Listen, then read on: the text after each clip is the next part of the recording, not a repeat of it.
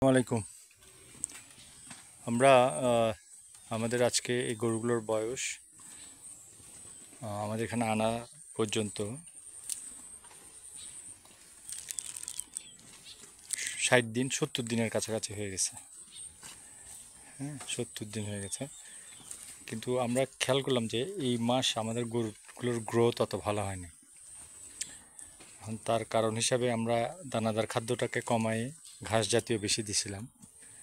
But এখন আবার এটাও করা যায় কিনা আপনারা একটু আমাদেরকে পরামর্শ দিন যে আমরা দানাদারের পরিবর্তে ফিড যেটা আহ, যারা ফিড করে জাস্ট গরুর ফিড এটা দিলে ভালো হবে কিনা।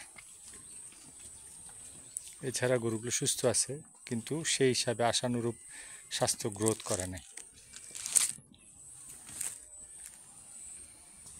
তো আমরা এই মাসটাতে একটু গাফিলতি ছিল, সেই কারণে হয়তো গরুর স্বাস্থ্যটার অতটা গ্রোথ করার নাই।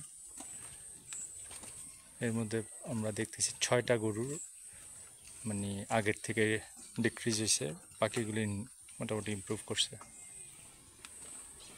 ইনশাল্লাহ আরও আপডেট দেব। এখন ওয়েদারের কারণে হোক, গরুগুলোর যত্ন কারণে হোক, এটা আমরা এখন খুঁজে দেখব।